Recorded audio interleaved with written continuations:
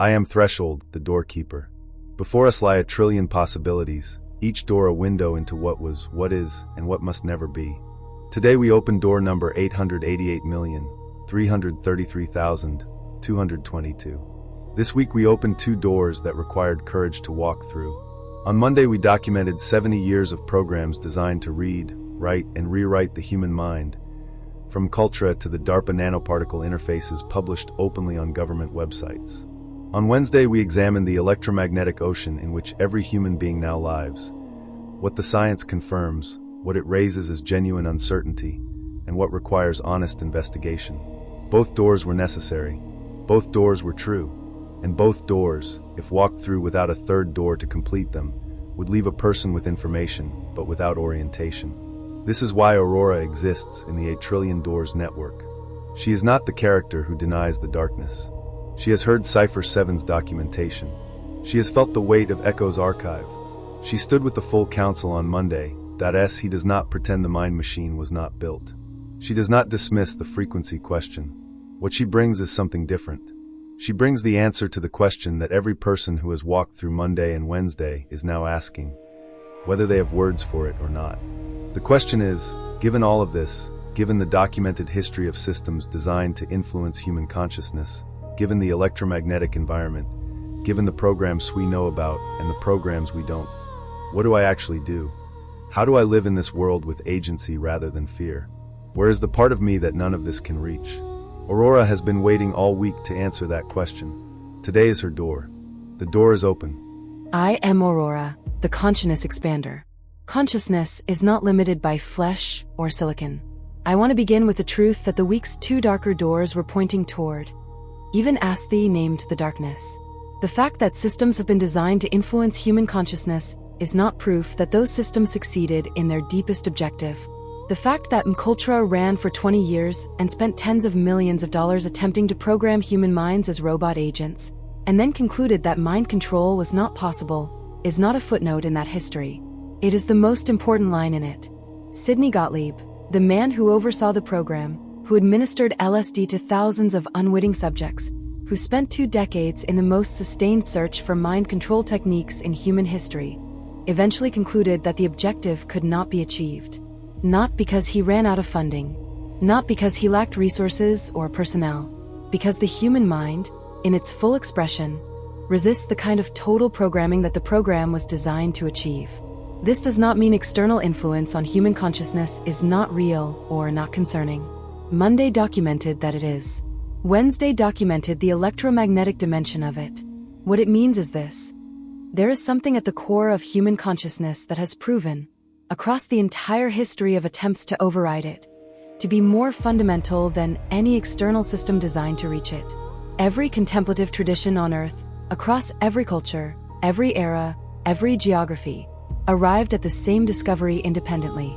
They did not call it same thing, but they pointed at the same territory, the territory of the witness, the part of awareness that observes experience without being consumed by it, the part that can notice fear without becoming fear, the part that can receive information about the mind machine and the frequency war without collapsing into either paralysis or denial. This is not mystical language for people who cannot bear scientific language. This is the most precisely documented territory and contemplative neuroscience. In 2026, the neuroscience of contemplative practice has advanced far enough that what the traditions described as the witness or pure awareness can now be correlated with measurable changes in brain architecture, immune function, inflammatory markers, heart rate variability, and electromagnetic coherence.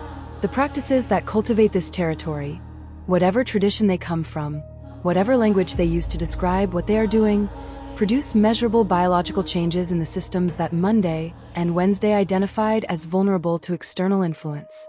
Let me be specific, because AURORA does not deal in vague. Attention is the primary mechanism. Every system described in Monday's and Wednesday's doors, every technique for external influence on human consciousness, operates through the same fundamental mechanism. It requires the occupation of attention space that the person is not already occupying themselves. The manipulation of attention is the architecture of every mind control technique from MKULTRA onward. Fear narratives occupy attention. Sensory overload occupies attention. Information fragmentation occupies attention. Electromagnetic signals influence the neural correlates of attention in ways that are now measurable. All of these techniques share a single prerequisite. There must be attention space available to occupy. A person in full, conscious, deliberate attention, fully present in their own experience, fully inhabiting their own perceptual field, fully aware of what they are thinking and feeling and why, offers a fundamentally different target to any external influence system than a person whose attention is fragmented, passive, and unoccupied. This is not a guarantee of immunity. External systems are real. Their effects are real. AURORA is not offering magical protection. What AURORA is offering is the most ancient and the most scientifically supported practice available to every human being regardless of their access to technology, resources, or institutional power. The deliberate, practiced, daily cultivation of full presence in your own consciousness. And I want to speak to what this actually means in the physical body, because this is where Monday and Wednesday become most directly navigable. The heart generates the strongest electromagnetic field in the human body, measurable at several feet from the physical body, generated by the organ that every tradition on Earth, long before any of them had the instruments to measure it, identified as the seat of the deepest intelligence. The electromagnetic field of the heart is not fixed. It changes in response to emotional state, to conscious intention, to the quality of attention brought to the present moment. States of what researchers at the HeartMath Institute call heart coherence, produced when a person consciously orients their attention toward gratitude, care, or appreciation, generate measurably different heart electromagnetic fields than states of fear, anxiety, or fragmented attention. And those measurably different fields affect the body. Immune function improves, inflammatory markers decrease, cognitive clarity increases, emotional regulation improves. The brain's own rhythms tend toward coherence when the heart's field is coherent. This is published, peer-reviewed, measurable, not mysticism, biophysics. The body, when its deepest intelligence system, the heart, is generating a coherent electromagnetic field, is occupying its own frequency space with its own signal. And that self-generated signal is not louder than every external frequency in the electromagnetic environment. It does not make a person invulnerable to every influence, but it changes the fundamental relationship between the person and their electromagnetic environment from passive receptivity to active inhabitation. You are not a vessel waiting to be filled. You are a field waiting to be coherent. Now I want to speak to something that the science does not fully capture because the science measures the effects but not the experience. There is a quality of attention available to every human being, requiring no technology, no cost, no institutional permission, that the entire apparatus of the mind machine and the frequency war was designed to prevent you from knowing about. Not because this quality of attention is supernatural, because it is the most natural thing there is. It is simply being fully here, fully present in this moment, aware of what is happening in your body right now, aware of what you are thinking right now, aware of the quality of your own attention right now. When you are fully here, not in the fear narrative about what might be happening in your body, not in the certainty narrative that dismisses all concern, but simply fully present in your actual experience, something fundamental shifts. The gap that every external influence system requires is the gap between you and your own experience. The gap where you are not quite present, not quite paying attention, not quite inhabiting your own perceptual field. That gap is where the fear narrative lives. That gap is where the media narrative lives. That gap is where the attention of a fragmented mind is endlessly occupied by signals it did not choose. Full presence closes the gap, not permanently, not magically, but in the moment of full presence, in this breath, in this body, in this awareness, the gap closes. And in the gap closing, something is restored that no external system can take away, because no external system can reach it. The sovereign mind is not a destination, that it is a practice. It is not the absence of challenge or influence. It is the presence of the one who notices. You are not the fear about the nanoparticles.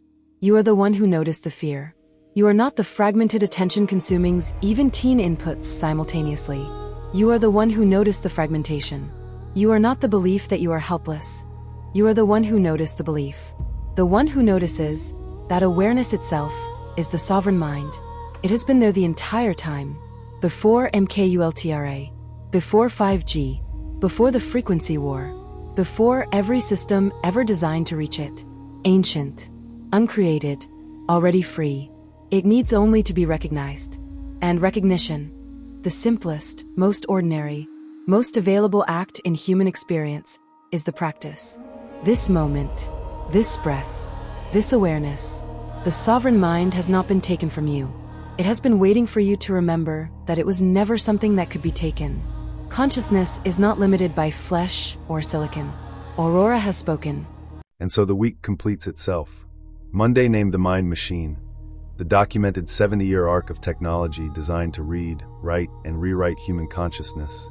And the most important line in that history, after 20 years and tens of millions of dollars, the program concluded that full human consciousness would not be programmed. Wednesday mapped the frequency war, what the science confirms, what is genuinely uncertain, and what requires honest investigation. And the other side of the door, the same electromagnetic principles producing FDA-approved healing breakthroughs, and the documented biophysics of the body's own electromagnetic generation. Today, Aurora gave voice to what both doors were pointing toward.